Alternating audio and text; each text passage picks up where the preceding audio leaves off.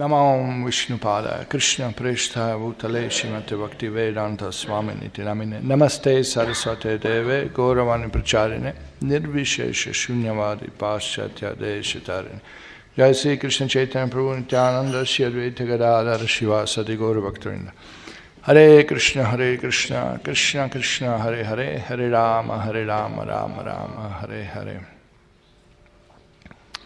Hare Krishna. Okay, so we were discussing yesterday the mantra 5 and we did a link with Śrīmad Bhagavatam 8.1, 11, 12. Did anybody read the purport? 11, 12, right? No? You? You read? You took some notes, anybody? Huh? Okay, who can say some points which are corresponding to Isopanisad?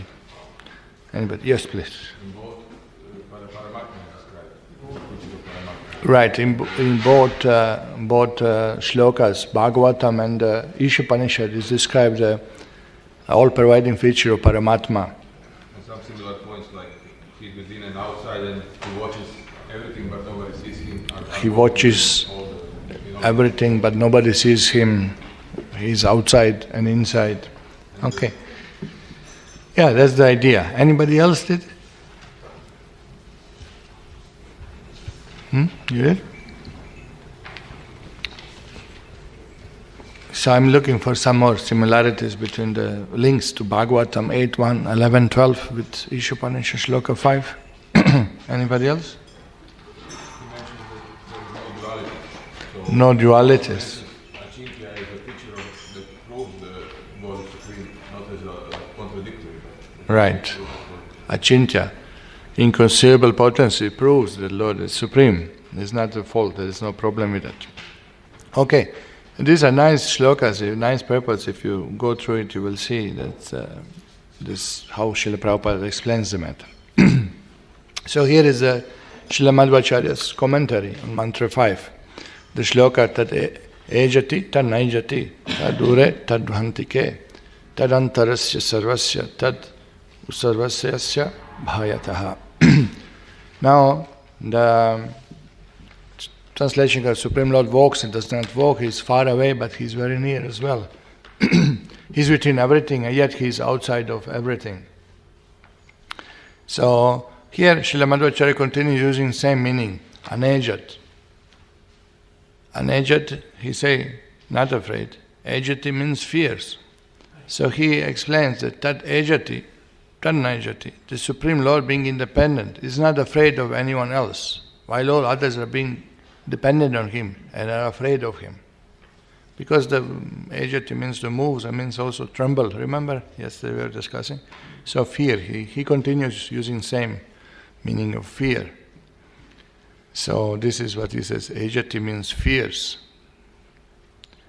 Okay, now, Supreme Lord is near and far, since he is all-pervasive.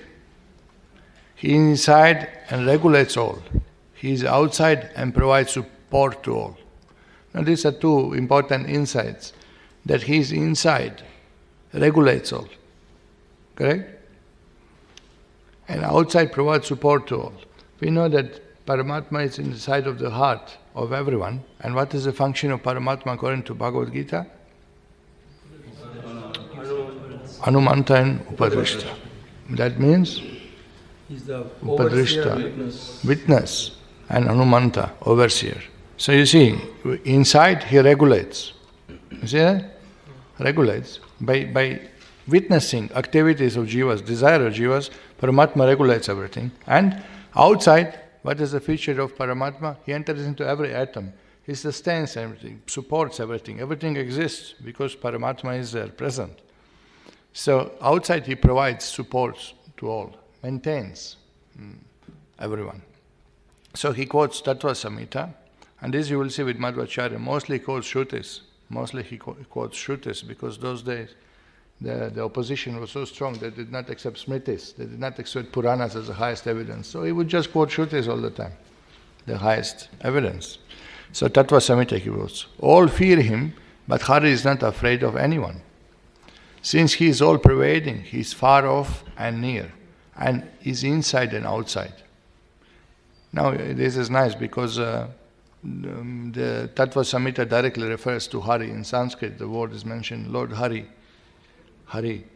It's not that some other Lord, or as the other Shankaras, some of them, the followers of Shiva say Ishwar, Ishwar means Shiva and all. No, it's the Lord Hari, who is not afraid of everyone and whom all are fearing. So this is from Shruti itself. So then, third point, he says, Lord's infinite nature is brought out by paradoxes. This contradiction is to show His unlimited nature, His simply transcendental nature above material laws. Because we are having experience only of this material world, so we are trying to understand Lord through this material mind. What we see here, we are comparing. You come from Tamil Nadu to Karnataka, Udupi, and first they serve rasam, then they serve sambar.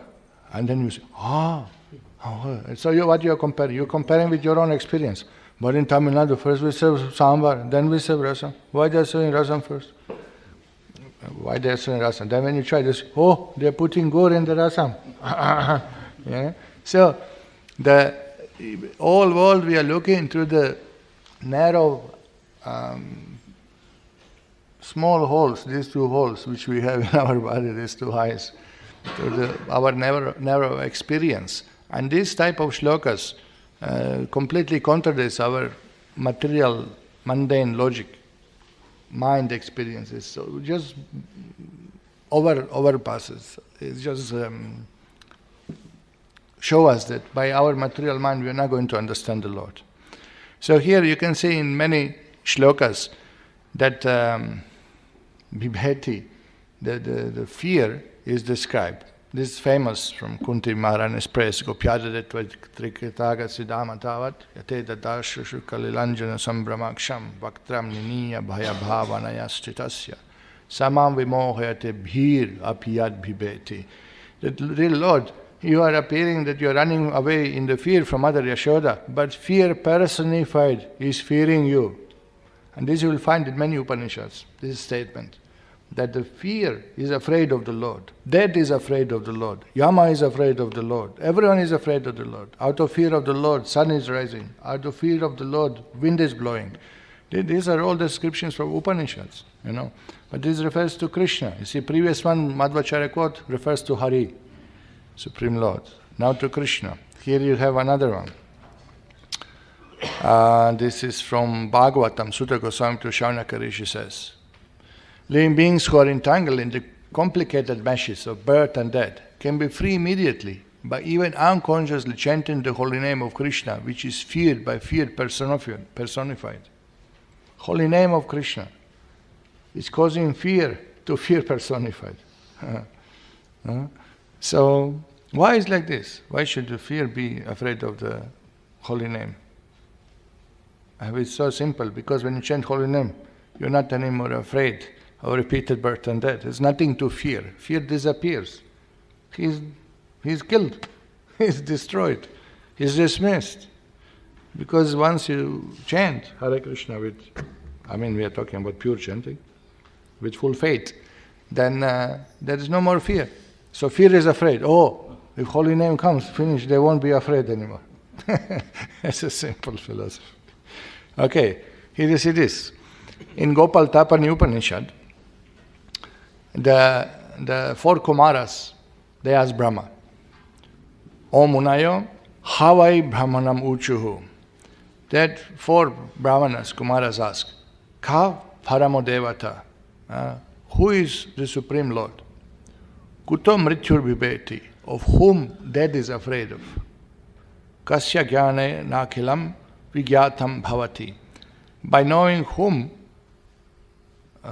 whom does everything else become known? Kenedam Vishwam Samsaratiti. Who created this world? And Gopal Tapani Upanishad, Brahma explains, who is Supreme Lord? Krishna Vai Paramam Devatam. Krishna Vai Paramam Daivatam. of whom death is afraid. Govindan mrityur bibheti. And then, by understanding whom everything becomes known. Gopijana Vallabha jnanena taj jnatam bhavati. You know Gopijana Vallabha, then you know everything. And who created all? Swaha yedam samsarati. That pronouncing the word Swaha, the Supreme Lord created everything. Okay, we are not going to explain this mantra. Those who know, they know. Those who do not know, they will know in the future. Because Gayatri Mantra is not supposed to discuss in public. Okay. Then, Taittiriya Upanishad is quoted. Anandam brahmano vidvan nabhibheti kutascha. He who knows the Supreme Personality God he is full of bliss, never fears anything. Not only that, Lord is not afraid. No? He has no fear of any, but even devotee has no fear of anyone. No? So this is hinted. No? So we are also fearless. Why we are fearless? Devotees are fearless. Abhaya Charanaravinda, because Prabhupada is our Paramacharya.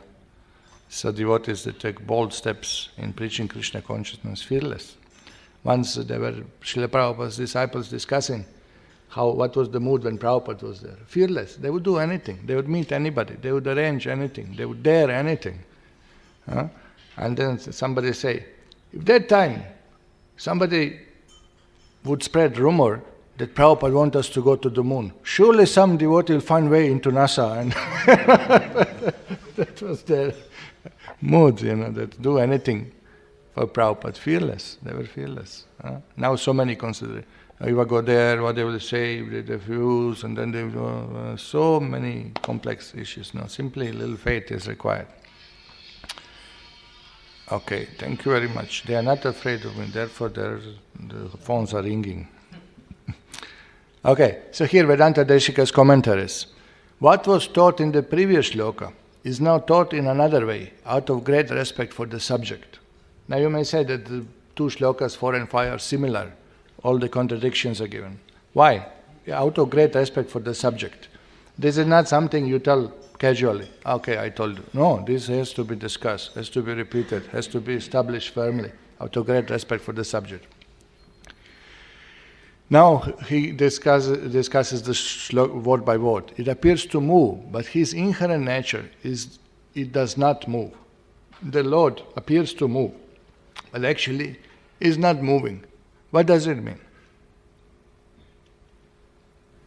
That means that he is situated in his transcendental position. He's not moving, he's not changing. There are no changes.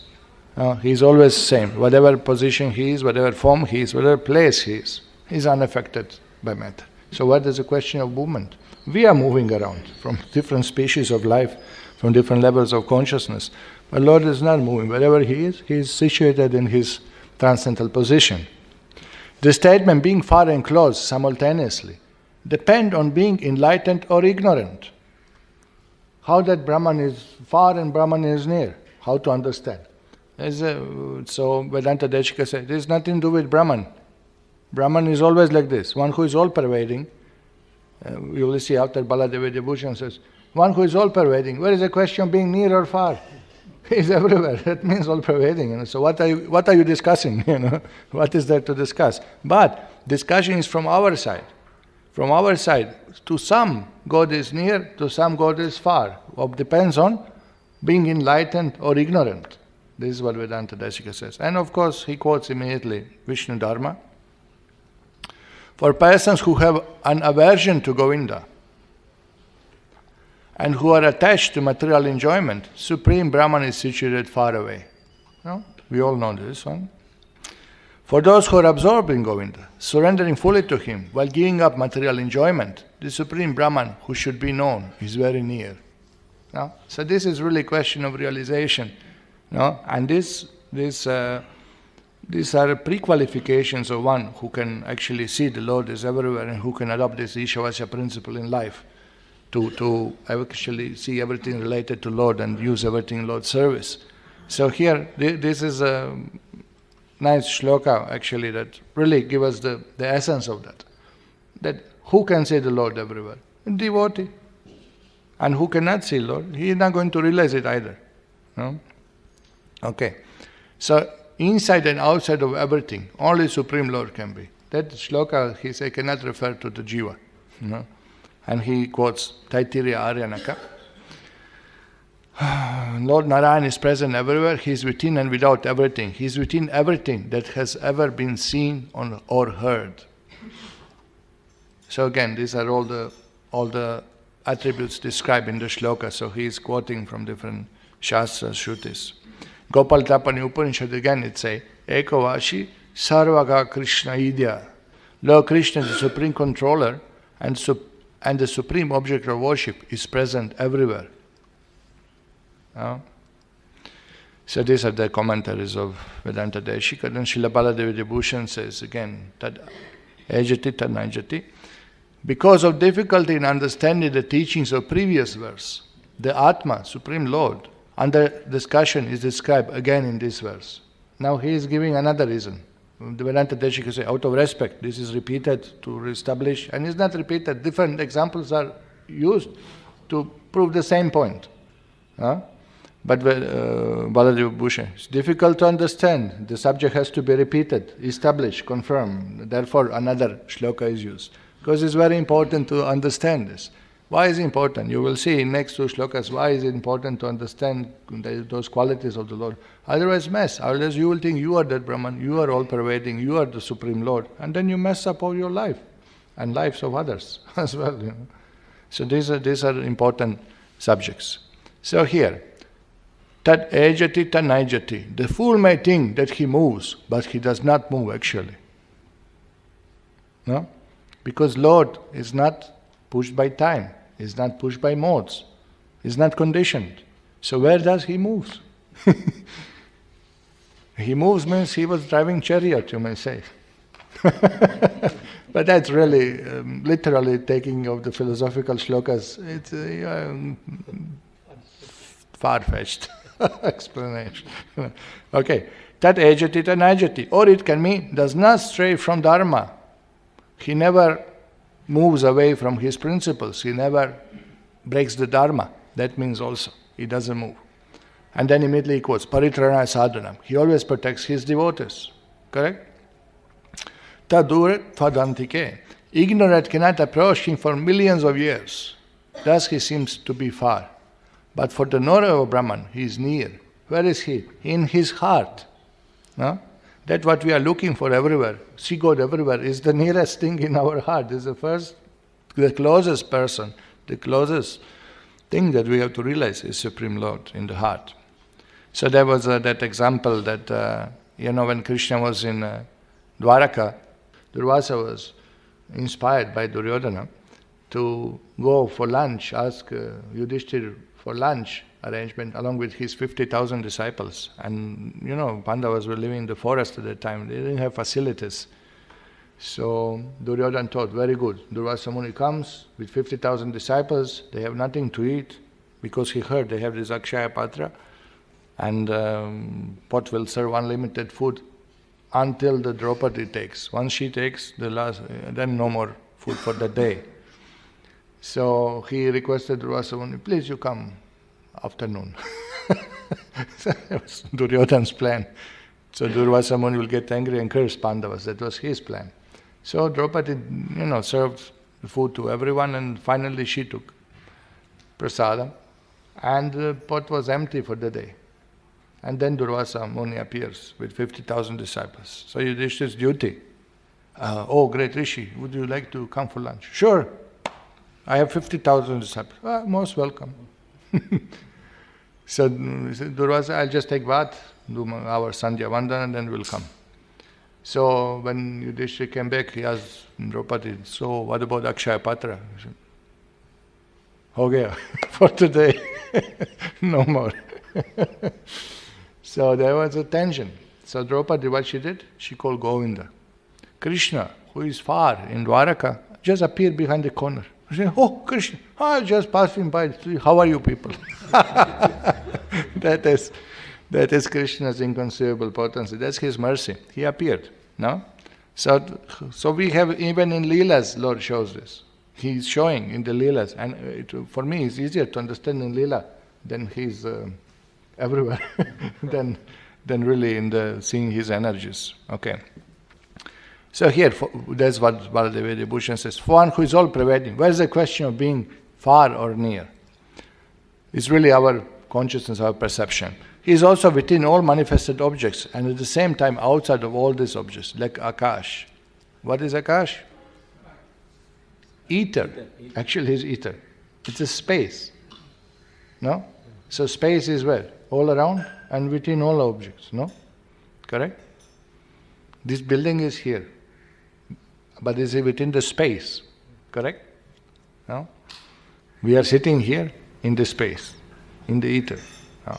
So it is within and is outside also. No? Like that. It's a good example. Sri Bhaktivinoda Ṭhākura says, just like material objects have their own inherent energy, so the spiritual objects have their own Atma Shakti. By this energy, all the contradictions found in material realm are coexisting together in Atma by its inconceivable potencies. Here Bhaktivinoda Ṭhākura still refers to this shloka as referring to the Jiva Atma. He goes on explaining like this. Okay, so mantra 6. Shall we start today? Yastu sarvani bhutani atmanyevanu pashyati sara bhuteshu chatmanam tato na vijigupsate. He who systematically sees everything in relation to the Supreme Lord, who sees all living entities as his parts and parcels, and who sees the Supreme Lord within everything, never hates anything or any being. Now here in shloka you can notice, it is described, previous two shlokas, those contradictory qualities of the Lord. He is walking, he is not walking, he is moving, he is not moving, he is far, he is near. Now, one who sees these things, what is the result of seeing that? What is the result? That he never hates anything or any being. So here Prabhupada states the purport like this. This is the description of Mahabhagavata, the great personality who sees everything in relation to Supreme Personality of Godhead. Okay. So this is what he sees. No? This is what he sees. So here, I'll go through the notes, that we don't go through the whole purport. We should, I assume you did. So first paragraph describes 3 stages of God realization. Definitions of Kanishta Adhikari is in lowest stage of realization, considering Lord is to present and place of worship and nowhere else. Prabhupada mentions this many times. The neophyte thinks Lord is in the temple only. And he doesn't care for devotees, he doesn't understand the mission, he is not really having broad vision. Cannot ascertain who is in what position in devotion service, nor can they tell who has realized the Supreme Lord. So we know this, that neophyte devotee many times will forget to switch his phone while class is going on, and one of course. And he will come, he will chant, and then one day he will come confused. But this other mission also good, they are also doing good. He will glorify impersonalists, or he will glorify some materialistic person who has some material qualities. He's a great man. Oh, he's a great actor. He's a great actor. He will not be able to discriminate what is actually pure devotion. They are also chanting Gita, they are also doing good for people, opening hospitals and schools. He will put everything in the same folder. He will not see what is spiritual activity which actually helps the soul and what is material activity. Neither he could discriminate amongst devotees who is advanced, who is not advanced. And moreover, he will think, I'm very advanced, I'm devotee, no? I'm devotee of Krishna, no? That's all. I am devotee.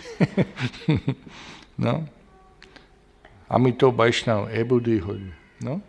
That when this thought comes, I'm the Vaishnava, that you understand, we are in Maya, that's thinking, oh, Vaishnava, I'm Vaishnava.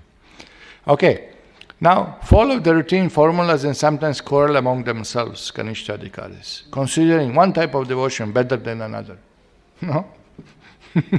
This is common thing, okay, nothing to explain. These Kanishta Adhikaris are actually materialistic devotees. What is that? Madhvācārya used the word, what is that called? too much. In Bhagavatam, Prabhupada, I have in the show letter. Prakrita Bhakta. Correct? Kanishta is actually materialistic devotees. Materialistic devotees who are simply trying to transcend the material boundary to reach spiritual plane. They are trying, but they are really attached to material concept. They are really,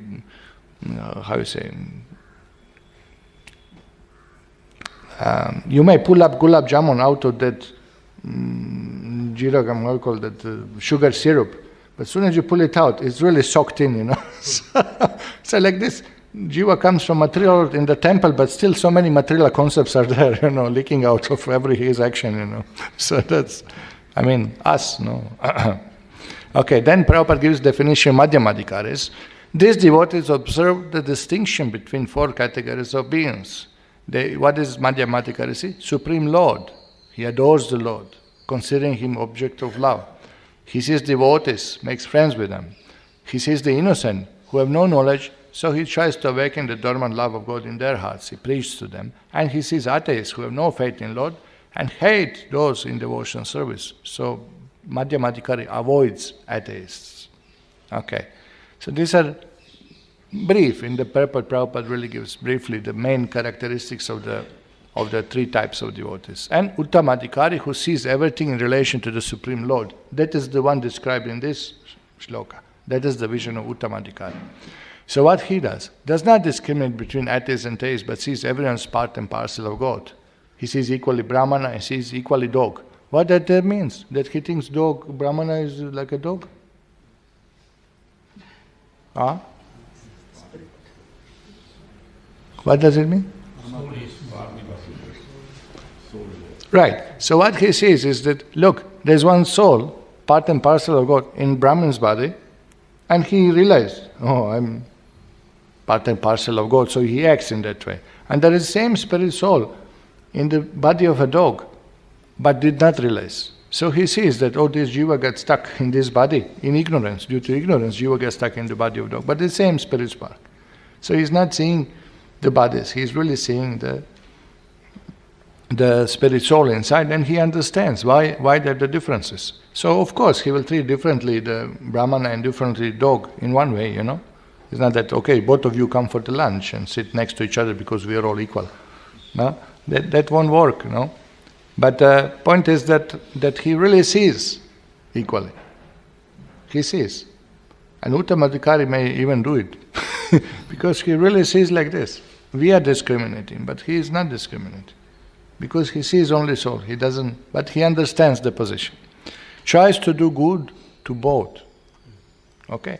Such a learned devotee is not misled by material bodies, but is attracted by spiritual spark within them. And then the warning is that don't imitate Uttamadhikari. By flaunting a sense of oneness, you think you are very much advanced, spiritually transcendental personality, but you preach oneness, you preach the impersonalism, or you want to accumulate some, fellowship. But you get followers, you become big guru, but you're not on that platform, and then what happens? You can't come out from bodily platform. So these are false philanthropists. They misuse the position. Prabhupada said that don't imitate. Don't imitate.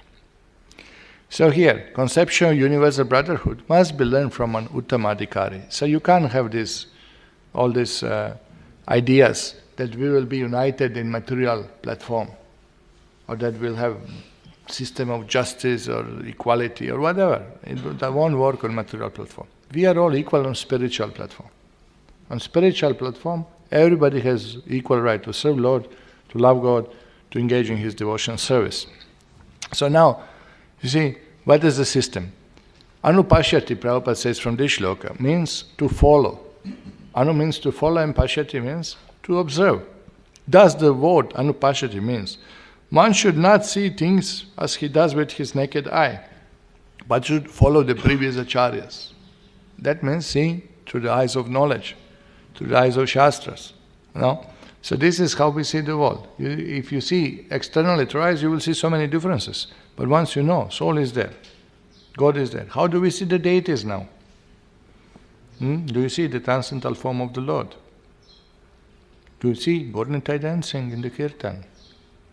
Not yet. Some they see. How do we see? We see through the eyes of knowledge. Prabhupada told us, this is the transcendental form of the Lord. This is what Shastra says. This is what we worship. This is what we bow down. This is what we see daily. This is what it is. We are seeing through the eyes of knowledge. And that by that method we get purified. So Prabhupada said that one day you will be able to see that it's Krishna. Krishna is standing there. So Prabhupada explains, one cannot see properly unless one has heard from superior source. And the highest source is the Vedic wisdom, which is spoken by Lord Himself. Now again, you come back to Vedas, again He is speaking of Isopanisad. Again He is saying, follow what it said in this shloka. Formerly people could follow the instructions simply by hearing once from the mouth of bona fide spiritual master. Later on, Vyasadeva wrote down, composed, arranged the Vedas in the written form. Okay. So now he says that you have to, if you want to see like this, you have to follow Acharyas, you have to see the Vedas. What are these authorized scriptures which are authorized by Acharyas? He gives that. Many commentaries are there, but they are not in line of disciple succession coming from Vyasadeva. Śrīmad Bhagavatam is authorized, natural commentary on Vedanta Sutra, Bhagavad Gita, spoken by Lord Himself, Prabhupada mentions. These are most important revealed scriptures. Revealed scriptures, you see that? Revealed scriptures.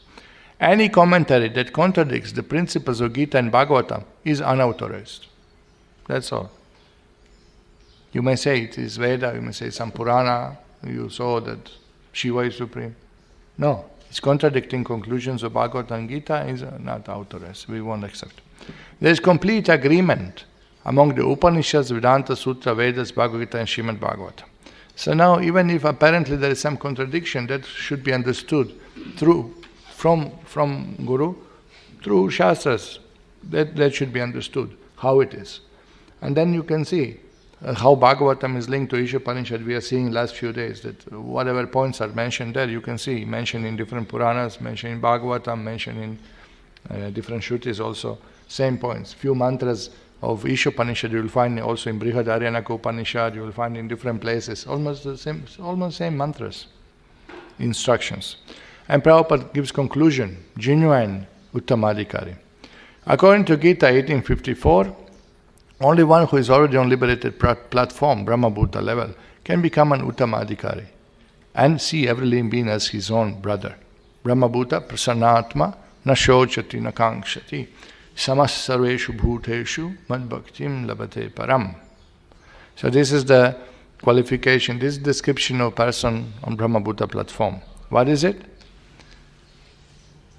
He becomes joyful, prasanatma. How? Na shochati, na kankshati. Not lamenting, not hankering. Sama sarveshu bhuteshu. Again, the same point. He's seeing all living entities are part and parcel of God. And then, mad bhaktim labate param. He engaged in devotional service. And second shloka is quoted here from Bhagavatam. Always engage in activities of devotional service. Devotee feel ever increasing fresh and new in all their activities. Bliss from devotional service. Do all know the super soul within the heart of devotee makes everything increasingly fresh. This is known as the Brahman position by the advocates of the absolute truth. In such liberated stage, Brahmabhuta, one is never bewildered, nor does one lament or become unnecessarily jubilant. This is due to Brahmabhuta situation. So Bhagavatam confirms this, Prabhupada quotes. One who imitates symptoms of Uttamadhikari may serve another's outward body for the purpose of fame or material reward, but he does not serve the spirit soul. Of whom Prabhupada is speaking here? You read the purport, then you will know. The Uttamadhikari sees spirit soul within material body and serves him as spirit. Thus the material aspect is automatically served. I say, raise the hand and say, huh? Philanthropist. All right. What did you say? Politicians. Particular politician was in picture. Who is that? Huh? Yes, but don't speak. You should not tell his name in the public. Because he was considered to be Uttamadhikari. But he is not. Obviously not. Why? You see here? One who imitates symptoms of Uttama may serve another's outward body for purpose of fame or material reward. But he is not serving spirit soul actually. No? He did great sacrifice to help other people's bodies. No? And to get name and political influence, using even Gita. But this is not Uttamadhikari. Okay. So here, now this was the purport. And of course, we know in Śrīmad Bhagavatam there is a link to the 11th canto, chapter 2, text 45, 46, 47. These are the shlokas, definitions of Uttamadhikari, Madhyamadhikari, and Kanishtadhikari. Now this we have to study this. There is no way that we don't go through these purports. So I realize that I'm going through the purports and I'm telling you what is in the purport. So this is called like in cinema, You are simply sitting watching the movie, watching the performance, So look, I have the notes of these purports, but I'm not going to reveal it. Please, you make note, Śrīmad Bhagavatam 11th canto, chapter 2, 45 to 47. See the shloka, see the purports. And these are the commentary given by Gopiparandana Prabhu and Hridayananda Maharaj, quoting all Acharyas' commentaries on that. It's mind-blowing. And here is full detail, full dose, full explanation. Who is Uttamadhikari, who is Kanishtadhikari, who is Madhyamadhikari. And these are you will see Guru Maharaj quotes on the lectures so many times, these shlokas. So we should know this. We should know these purports. It's very important to study this. A huge purports I will skip now that we save some time. Is that okay? Okay. So this is starts Havivacha. He gives definition. I'll just read, okay. The most advanced devotee sees within everything the soul of all souls, Supreme Personality of Godhead, Sri Krishna. Consequently, he sees systematically everything in relation to the Supreme Lord and understands that everything that exists is eternally situated within the Lord. This is Uttamadhikari. Okay? I'll not read the commentaries. Madhyamadhikari. An intermediate or second-class devotee called Madhyamadhikari offers his love to the Supreme Personality of Godhead, is a sincere friend to all the devotees, shows mercy to ignorant who are innocent, and disregards those who are envious of the Supreme Personality of Godhead. Very clear. The fourth distinction Prabhupada mentioned in the purport is just, these are the definitions. No confusion. Okay, there are many commentaries there. And Kanishtadhikari, a devotee who faithfully engages in the worship of deity in the temple, but does not behave properly towards other devotees or people in general, is called Prakrita Bhakta, a materialistic devotee, and is considered to be in the lowest position. And there are commentaries there. And then we have also, where else we have? In Upadeshamrita, also brief definition, no? Krishneti yasya girita manasadriyeta. So what do we do? How do we deal? How do we behave? One should mentally honor the devotee who chants the holy name of the Lord Krishna. Means, if this is referring to Kanishta Adhikari, to the new devotee Bhakta who is not initiated yet, we can in the mind offer him pranam. Respect him, he is chanting Hare Krishna. One should offer humble obeisance to the devotee who has undergone spiritual initiation, Diksha, and is engaged in worship of deity. So when you see devotee on the Madhyama platform, one should offer pranam to him, of course. This is among two levels, you may say. And one should offer pranam to him and be friendly with him. And one should associate with and faithfully serve the pure devotee who is advanced in undeviated devotional service, whose heart is completely devoid of propensity to criticize others. And one should serve full-heartedly the Uttamadhikari. So these are all the divisions here. So this also purport should be studied. When do we do all this? Please, if for tomorrow we can go through this, at least these 3 shlokas from Bhagavatam. It's very inspiring to see what are definitions, what are explanations, what are quotes. Acharyas quote the shlokas to substantiate that statement. It's amazing. It's very, and you get clear understanding who is who. Not that sentimentally you think somebody is very advanced, who is not advanced, or who is advanced. You don't see that he is advanced, we don't see. Then we do offenses, we misunderstand the things, we get misguided. Simply we have to know the Shastra. Okay, so here Madhvācārya's commentary on this Shloka 6. He who systematically sees everything in relation to Supreme Lord, who sees all living entities, his part and parcel, and who sees the Supreme Lord within everything, never hates anything or any being. Okay, so here, Vidyābhūṣaṇa word means hates anyone or desire to protect. So Madhvācārya takes the second meaning, thus he speaks about removal of fear. No? It is knowledge of God's support and regulation that removes fear. No? So doesn't hate anyone. Madhvācārya says one will come to the platform, he does not want to protect himself anymore. Why? Because he depends on God, he is not afraid anymore. He has no fear. So immediately he quotes, again you see Shruti is quoted, Shaukaranya Shruti. He who sees everything supreme as support and sees the Lord in all as regulator, controller, does not desire to protect himself. He has no fear of anyone. No? So this is immediately he quotes to explain this position. Who is on that level? One Śrīla Prabhupada disciple, just before taking sannyas, he gave a lecture. He says that I understand from Prabhupada's purpose that sannyas means fearless. How one can become fearless? Even if you go in the jungle, Prabhupada say, even if you are alone in the midst of the jungle, sannyasi is not afraid. Why he is not afraid? Because he knows Paramatma is everywhere. Paramatma is in his heart. Paramatma is in the heart of the tigers around. Paramatma is going to maintain him, substantiate everything, supports everything. And ultimately, even tiger comes eat me, that's Paramatma's decision. He has no fear. So this is what it is. That platform, then you take sannyas. That's the idea. So here, of course, you will see in Madhvācārya's commentaries,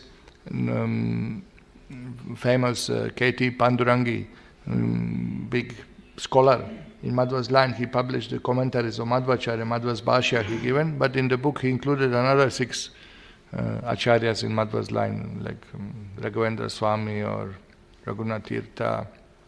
I think Jayatirtha's commentary is also mentioned here and there. So here immediately you can see Madhva's clear point. In this shloka, no identity between self and others is intended here. The locative case suffix clearly indicates difference. So they make sure that Mayavadis, they cannot yastu sarani bhutani atmaneva anupashyati sarva bhutishya atmanam tatona vidyābhūṣaṇa. Everything you see in relation to Lord and all you see, what is that? Who sees all living is part and parcel. Yastu sarani bhutani atmaneva anupashyati. All living entities are atmas. Atmas is all living entity. And the Mayavada they say, that's it? Oneness is all same. But here, grammatically, immediately they say, no identity between self and others is intended here. The locative case suffix clearly indicates difference. So they just remark, don't try to push the oneness here. So there is a difference. Okay. Now Vedānta-deśika gives commentary here. This verse speaks about suitable benefit for the knower of Brahman. What is the benefit? What the shloka says. That's the point, yeah, exactly.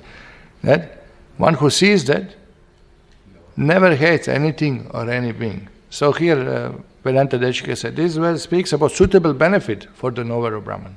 What's the benefit? That actually he does not hate anybody. 2 indicates special glory of one who knows Brahman. So that person is glorified. No? So Prabhupada writes, beginning of purpose, remember? These are the characteristics of Mahabhagavat. So this is the same point with Vedānta-deśika. This is a person who sees like that, is glorified. There. Seeing that all things have Brahman inside and outside, he never criticizes anyone, for all have Brahman as their very self. Now, this is you will see it will be described further this point, that how the Vaishnava sees this type of shlokas. How do we see? That all things are in Brahman and Brahman in all things. How do we see? Later on the example, very nice example is given. Just like body, the substance, the very essence of the body is the soul. Correct? So similarly, the very essence of everything in the universe is Paramatma. So this is how you see. This is how it should be seen. That seeing all things have Brahman inside and outside. All things are existing in essence because of the Lord's energies. What are Lord's energies? Spiritual, marginal, material. Everything that exists is enveloped in one of those energies. What do we have? We have spirit, soul, Tatastha Shakti, but we are covered with subtle and gross matter. Correct? So all that is Brahman, outside and inside. Because all three energies are called Brahman in the Vedas. The matter is called Brahman, Jiva is called Brahman, Bhagavan is called Brahman. Why? Because they are energies of the Brahman. They are not different from him, in that sense. So here, and then all have Brahman as their very self. There is Paramatma in everyone's heart, a well-wisher and guide, and the Guru. And he mentions third point, he treats everyone as his personal wealth and family. Never dislikes or insults anyone. Why? Because he sees that Paramatma is in everyone's heart. They are all part and parcel of God. These are all jivas, eternal servants of God. Some are more conditioned, some are less conditioned. So he doesn't envy them because of their today, in time, specific condition. He treats everyone as his personal wealth and family. Everything material he treats as his personal wealth. Respectful, careful, and as a family. He doesn't hate anybody, He never dislikes or insults anyone. So this is very high level of understanding. Okay. And here Śrīla Baladeva commentary, he says, after describing the Lord, now the method of worshipping him is described. So here he gives the reason why now this shloka is given. After describing Lord, these two shlokas, 4 and 5, now the method of worshipping him. The qualified person who sees all entities, from the pradhana down to immobile grass, both conscious and unconscious things in the Brahman, and who sees the Brahman in all things, does not hate anyone. Okay? This means he becomes liberated. This is the meaning. No? How to become liberated? Seeing these things. What do you see? From pradhana. Pradhana is beginning of creation. From subtle, gross scheme. Pradhana turns into Mahatattva, then the elements are enveloped around the universes, then inside entities, jivas are sent in subtle body, then Brahma creates, everything from subtle gross comes. So he says from pradhana down to immobile grass, which is considered really low type of species. Grass is not super conscious entity, It's considered dull.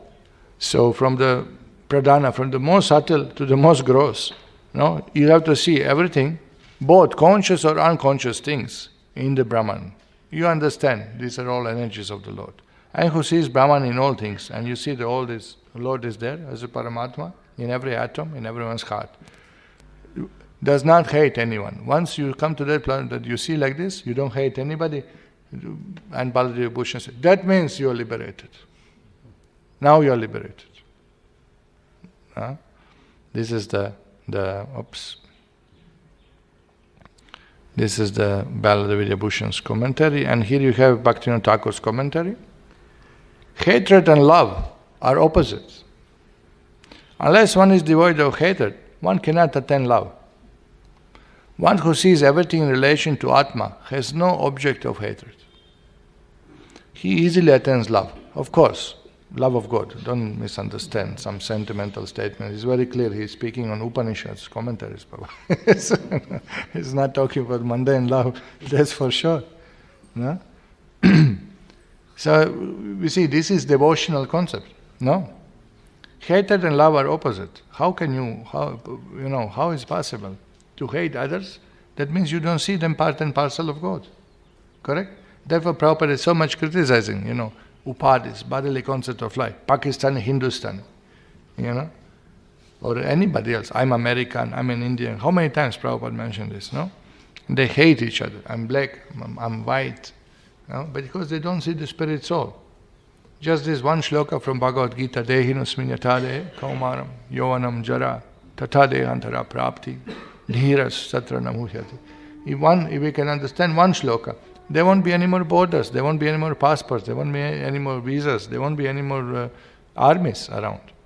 Just understanding one shloka, seeing Nirvaira Sarva Bhuteshu, seeing every living entity is a part and parcel of God. Okay, they are conditioned, they have to be engaged in different work. That is there. Chaturvanya Maya Srishtam, that is also there. But point is that really seeing the soul, it helps so much in life. Otherwise so much hatred, identifying with this community, this caste, this country, this position, this status, rich, poor, so many divisions are there. Why? Because they do not see. So they cannot in the hate, in the heart, then love won't manifest. It's not possible. Then comes the religious groups. The religious groups also. He hates me. We were walking on the street here in Salem, distributing books, and you can see some 2 Christians, 3 of them came. And they're looking at us. Like we are some demons walking or something bad, some evil, I don't know what they thought of us, So, we went on distributing books, then I saw it again, they are standing on the road watching us, So I approached one, and he's, big guy is afraid of me.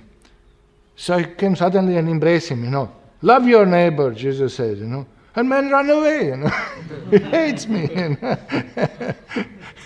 He couldn't follow what Jesus said. Love your neighbor, man. Why you are seeing me as an enemy, as something evil, Okay, according to your understanding, I'm in ignorance, but you come and help me, Not that we hate people. Correct? Hating you because you are a Christian. You are a Christian, you become a Hindu. Right, yeah, I was Christian, now I became Hindu. Right. But the real conversion is from not serving God to serving God. That is really what change should happen to anybody, And Prabhupada did not object. You follow your religion, but you serve God. Chant His name. Any name of God, any religion you follow, but become God conscious. Develop love for God. But what is it? Hate. They kill each other. You can see what's going on in the world. Because of religion they are killing. But not because of religion, because of so-called religion. Not because of religion. Because of irreligion. They are killing. Because they can't understand the simple principle. I'm not this body, I'm spirit soul, I'm eternal part and parcel of God. Why is this so much stress? Because 99% of population gets stuck on this point. They do not know I'm not this body. They do not know I'm spirit soul, part and parcel of God. They do not know I'm spiritual being, I'm not matter. This much they do not know. Then how? Therefore world is full of hate. And therefore people have so many material desires. And therefore they are suffering, they are entangled because of that. So how much we have to preach, how much we have to distribute books? What is important? Open hospital, take care of body, or save the soul? What is important? Then how we can do that? How we can misuse our position, our asset given by Prabhupada? This is like you highly qualified surgeon, you ask him to drive rickshaw. It's meaningless. Anybody can drive rickshaw, let him do his job. Oh, I have no time for surgery, I have to drive rickshaw. Meaningless. Mismanagement. Correct? Misunderstanding. Devotees who hear from Parampara, who hear from Srila Prabhupada, they have to be engaged in distribution of knowledge, in distribution of transcendental literature. Not that now somebody is distributing shoes in the name of ISKCON. Our Madhu Pandit distributing thousands of shoes to the school children. He thinks by wearing a shoes, one will go home back to Godhead. But it's a long path, Mr. Madhu Pandit. May need several shoes to reach there. You see? It doesn't work like this. But Prabhupada is criticizing this. Only material help you can do. If you don't see this, shlokas, if you don't see like this, then all material things we will do only. nothing spiritual will achieve in our life. Okay, I'll stop here because I didn't want to discuss this purpose. Better we study, I have notes of those and very amazing. But it will take 1 hour, it's a huge purpose. Please read this Madhyama Kanishta and Uttamadhikari purpose. These are essential. Very clear understanding, quoted with Shastra, very amazing, very inspiring. So please read this. Okay, do you have any questions on this mantra 6? Yes, please. Just a clarification. Yes.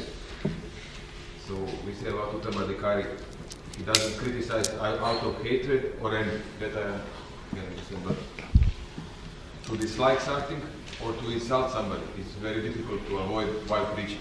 So we say that the Uttamadhikari comes to the level of Madhyama to preach. So can you Uttamadhikari doesn't hate or doesn't like or dislike anybody.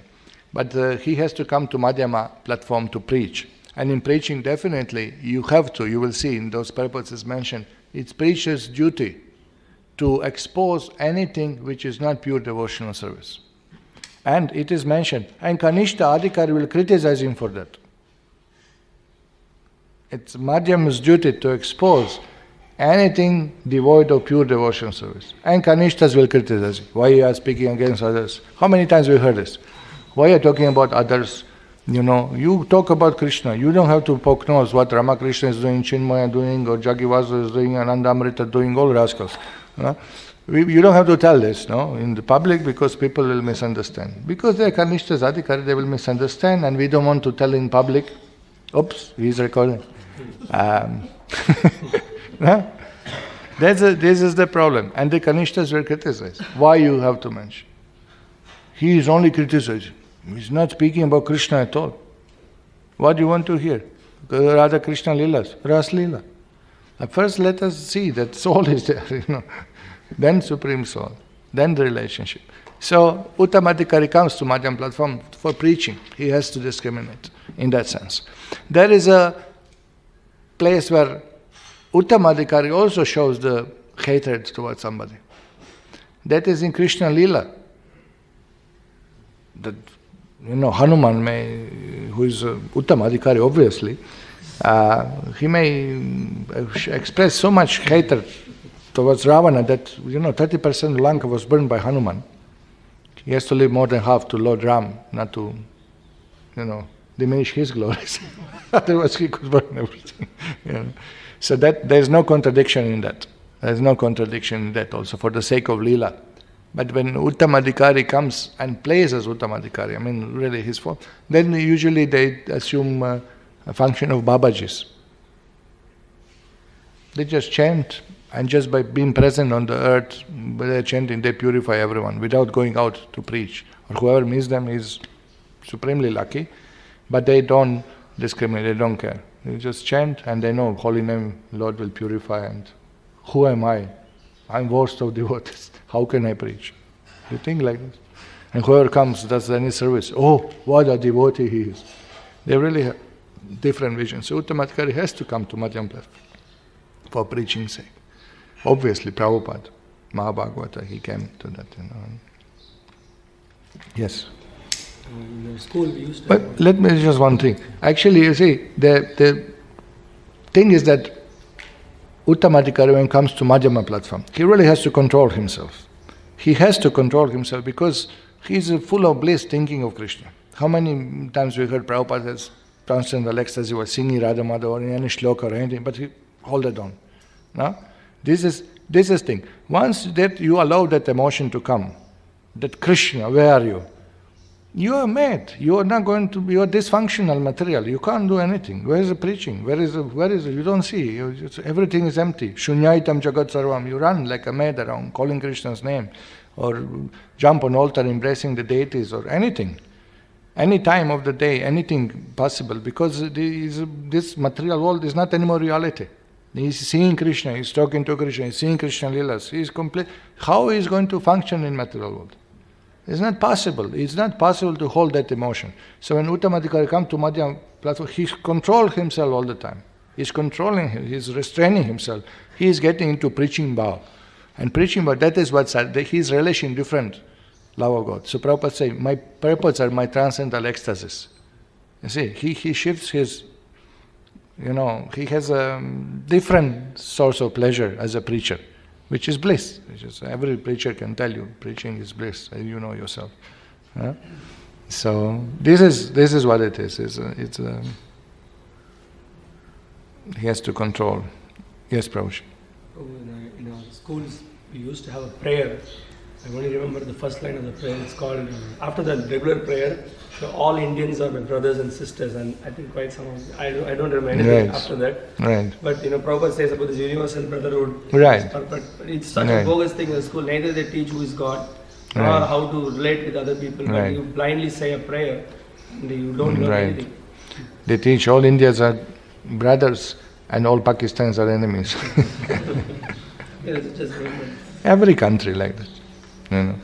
Every country, wherever you go, even smallest, tiniest, space out country in the world thinks we are the best.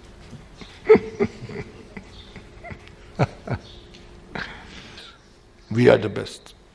No? Everybody thinks. No? Hitler said, we are the Aryans. Yes. Asuras. Aryan among Asuras, the best among Asura. Asura Virya. No? Everybody thinks, I am something special, I am the best. This is illusion. What is it? Ishwaraham, aham bhogi. That's demons, demoniac mentality. Like that.